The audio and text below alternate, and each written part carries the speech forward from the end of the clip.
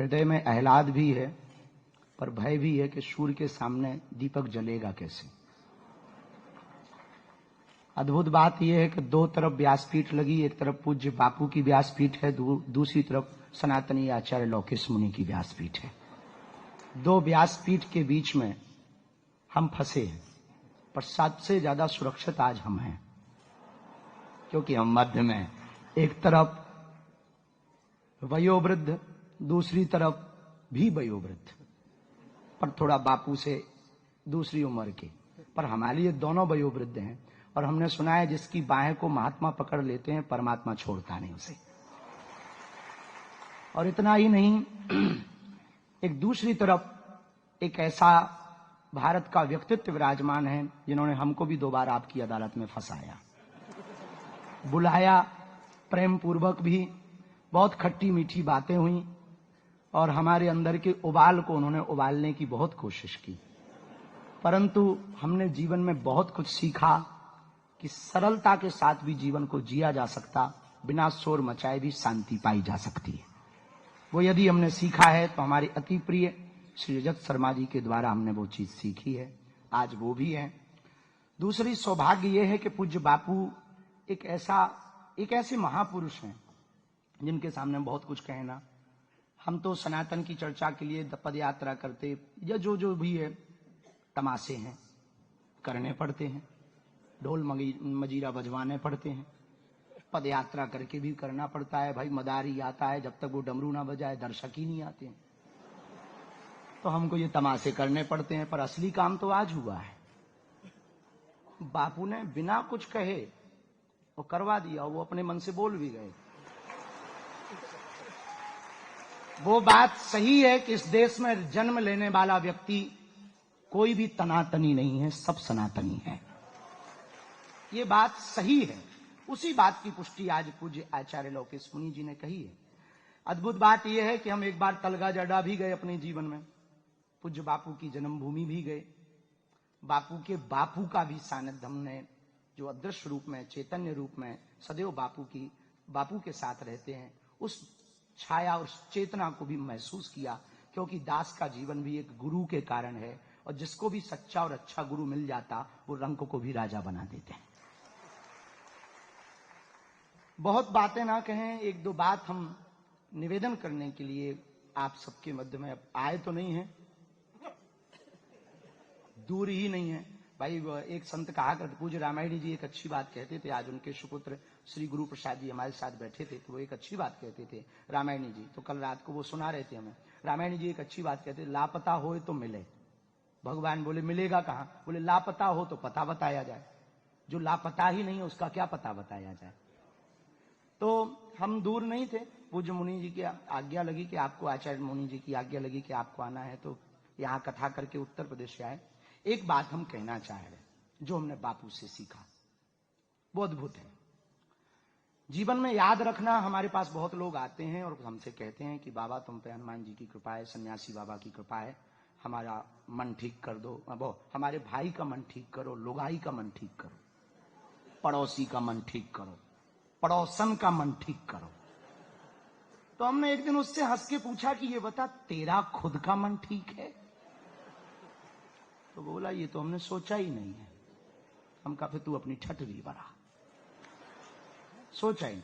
फिर दूसरे प्रकार के लोग आते हैं हमारे पास, काम हमारे मन का नहीं है, दुकान हमारे मन की नहीं है, मकान हमारे मन का नहीं है, नौकर हमारे मन का नहीं है, नेता हमारे मन के नहीं है, देश हमारे मन का नहीं है।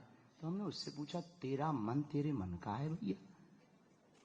दुनिया में कुछ भी तुम्हारे मन का नहीं है, पर क्या खुद का मन तुम्हारे मन का है? हम दुनिया को सुधारने चले हैं, खुद को कब सुधारेंगे? हम दुनिया को बदलने चले हैं, खुद को कब बदलेंगे? और जो पूज्य आचार्य लौकिक मुनि जी ने कहा, हमने बापू जी से यही सीखा। पूज्य बापू जी की सानिध्यता में हम एक बात कहें, मेरे प्रियजनों, एक बात हमेशा याद रखना, जिसकी मस्ती जिंदा है उसकी हस्ती जिंदा है, वरना आदमी जबरदस्ती जिंदा है। हाँ, और जबरदस्ती वाले बहुत लोग हैं। टेंशन यहां किसको कम है? एलोन मस्क भी टेंशन में कि कोई दूसरा अमीर ना आ जाए। जब जो मिनटों में करोड़ों कमाता वो टेंशन में, अपन तो हजारों पट्टी में नहीं जी पा रहे, काहे को टेंशन ले। तो हमें लगता है जिसकी मस्ती जिंदा है उसकी हस्ती जिंदा है, वरना आदमी जबरदस्ती जिंदा है। ये हमने बापू से सीखा, ये बापू से ही सीखा। एक दिन हमने बापू की कथा सुन रहे थे तो बापू ने खलील जिब्राम का वो करते हुए एक शायरी बड़ी गजब की, बल्कि बापू के शायरी चुरा के अपन भी चिपकाते हैं, हाँ, और अपन भी बाय बाय ही लूटते हैं। वाह गुरु, हम भी कह देते हैं, तुम कह लो अपना है ही नहीं है। हम भी कहते हैं, हम धीरे से मन ही मन में, वहां तो नहीं बोलते धीरे, जिसका है उसी की तरफ बाह जाए। तो एक दिन बड़ा अच्छा शायर बापू ने कहा कि मुझको बदनाम करने में उनके भी नाम आए जिनको हम आधी रात काम आए। ये बापू के। तो हम एक बात हम पूरे समाज से कहना चाह रहे हैं, जो भी बापू के परमानेंट श्रोता हैं, फॉलोवर हैं, आत्मीय जन हैं, हम आपसे कहना चाह रहे हैं, बापू से एक बात सीखना, साधु कहता नहीं है, साधु तो रहता है। जो कहे वो साधु कैसा, जो रहनी में रहे वो साधु है। जीने का नाम ही जिंदगी है, कहने का नाम जिंदगी नहीं है। कहता तो गूगल भी है, कहता तो गूगल भी है। और आजकल तो AI GPT आ गई है, उससे 2 क्वेश्चन पूछो वो 10 उत्तर देता है, मानो बागेश्वर बाबा का 2 कॉपी हो। खैर ऐसा तुलना नहीं करनी चाहिए, हमारी औकात नहीं है उसके लायक, पर अब क्या करें, अब बड़ी मंच मिला है, बापू मिले हैं तो बोलने में ही सकुचाना नहीं चाहिए। हम पहले सकुचाते तो एक दिन हमको मलुक पीठ वाले महाराज जी ने एक बहुत अच्छी बात कही, बोले बेटा तुम संकोच छोड़ो, जब बड़ों के सामने खुलोगे ना तभी खिलोगे। हाँ, बड़ों के सामने खुलोगे तभी खिलोगे। हमें लगता है कि नादानी नहीं करनी चाहिए, पर कुछ कुछ हो भी जाए तो क्षमा करने का उनके अंदर सामर्थ्यता होती। बड़े तब तो बड़े होते, जो क्षमा करे वो बड़े। तो मेरे प्रियजनों, हम प्रार्थना करें, जितने भी पूज्य बापू के जितने भी श्रोता हैं, परमानेंट श्रोता, हमें देखो साधु तो हमेशा, आचार्य रजनी सोसो एक बहुत अच्छी बात कहते हैं कि साधु उपदेश देता है, राजा आदेश देता है।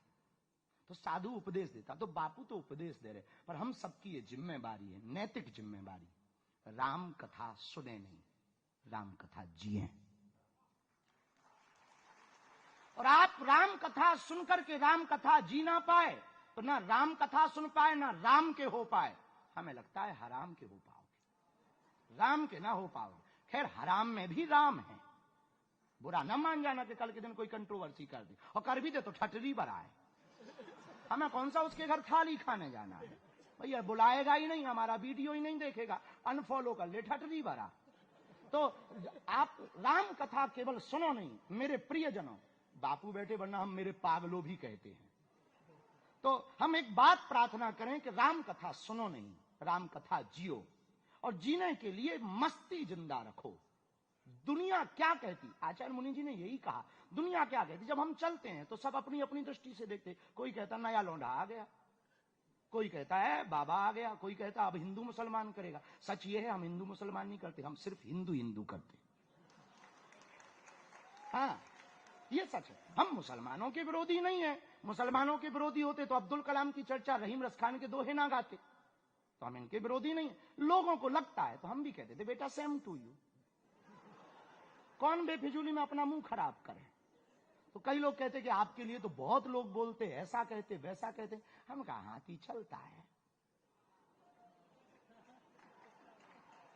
चलने दो, उनका अपना काम। तो हमने अपने गुरु से एक बात सीखी, हमारे गुरु अक्सर किसी का एक छंद कहा करते थे। दादा गुरु जब अक्सर रात को बैठते थे झोपड़ी में, बागेश्वर धाम की उस झोपड़ी में तलहटी के किनारे जब बैठते थे, तब हमारे गुरु एक हमेशा छंद बोला करते थे, तारा की ज्योति में चंद छिपे नहीं, सूर्य छिपे नहीं, बादल छाए, रन चढ़ियो रजपूत छिपे नहीं, दाता छिपे नहीं, घर मांगन आए, चंचल नारी के नैन छिपे नहीं, प्रेम छिपे ना, पीठ दिखाए, गंग कहें सुनो शाह अकबर, कर्म छिपे न भभूति लगाए। कर्म कभी भभूति लगाए से नहीं छिपते हैं। तो आप एक बात याद रखना कि हम कोई भी काम करें ये देख करके करें कि वो देख रहा है, ये देख कर करें। हम दुनिया से तो छिप सकते हैं, उससे नहीं छिप सकते हैं, वो तो हमेशा सदा है, सदैव देख रहा। और बड़ी अद्भुत बात है कि देश की राजधानी में हमारे अति प्रिय आचार्य लोकेश मुनि जी विश्व शांति केंद्र की स्थापना के लिए पूज्य बापू की व्यासपीठ को लेकर के आए। और निश्चित रूप से इस व्यासपीठ में उद्घाटन हो गया, उद्घाटन हो गया? हमें पता ना लगा। नहीं, हमें पता ना लगा। तो पूज्य बापू जी ने उद्घाटन ही कर दिया। हाँ, ये सही है। हाँ, ये ठीक है। महाराज जी कह रहे हैं कि आपसे रसीद भरवाएंगे तो आपको पता लगेगा। अब सच ये बात है कि हमारा बाल्यकाल ही भिक्षा मांग के शुरू हुआ। अब अभी तो मांग ही रहे हैं अस्पताल के लिए। तो ठीक है, आप हमारी काटना, हम आपकी काट देंगे। आप विश्व शांति केंद्र की हमसे कटवा लो, हम कैंसर हॉस्पिटल की अपनी कटवा लेंगे, हिसाब बराबर। मेरे कपड़ों में जेब नहीं है, इनके जब्बे में 2-2 जेब है। कसम खा के कह रहे 1 रुपया नहीं, जेब जरूर है, रुपया 1 नहीं है। जो है वो पोटली में, वो पोटली हम साथ लेके नहीं आए क्योंकि बापू की पोटली थी तो हमने अपनी बारी धर ली। हमका बड़ी वाली अभी चल रही, छोटी वाली इधर ही रहो। तो हमने हनुमान जी को भी कहा कि तुम यहीं बैठो, हम अभी आते हैं, कुछ बोल करके। तो हमारी पोटली में है, लेकिन वो बगल में है आपके, तो ले लेना, हम आपके हैं। बहुत अद्भुत हैं, बहुत सरल हैं। तो हम तो क्या कह दें, बस अंत में यही कहेंगे कि जितने भी पूज्य बापू के श्रोता हैं, राम कथा को जियो, राम कथा में जियो, राम कथा के लिए जियो, क्योंकि जीना भी राम के लिए है और राम को ही जीना है, राम के लिए ही जीना है, राम से ही जीना है। इसी के साथ अपनी वाणी को विराम हम अब फिर कह दें, अतिशयोक्ति तो नहीं होगी पर कह देना चाहिए। हम कहते हैं जैसे एक वो ब्रह्मांड का नियम है कि नेचर में कुछ भी फेंको वो डबल करके देता है, ये नेचर का सिद्धांत है। तो हम बापू फिर से चरणों में कह रहे, इस बार 15 फरवरी को 300 बेटियों का दीकरी की लगन है, तो तमें आ भी जाओ, सादर आमंत्रण है। 300 दीकरी लगन है, गरीब दीकरी है, बहुत गरीब है, और 100 आदिवासी बेटियां हैं जिनके माता पिता नहीं है। तो हमारे क्षेत्र में बहुत आदिवासी परिवार है, धर्मांतरण को लेकर के वहां बहुत चलता, तो वो बेटियों को बेच देते हैं। तो इस साल 7वां साल है, हमने पूरे परिवार ने मिलकर, बागेश्वर परिवार ने कहा कि आप बेटियों को बेचो नहीं, कहीं मत करो, उनका कन्या विवाह का पूरा खर्चा बागेश्वर परिवार उठाएगा। तो आमंत्रण है, बस इतना ही कह के हम अपनी वाणी को विराम। सबके हृदय में राम जी बैठे और सब राममय बैठे, सबको प्रणाम हम कर रहे। बागेश्वर धाम की, सत्य सनातन धर्म की, गुरु और चेला की, पूज्य बापू जी के मेला की, तलका जरडा धाम की, पूज्य बापू जी के बापू जी की। हर हर महा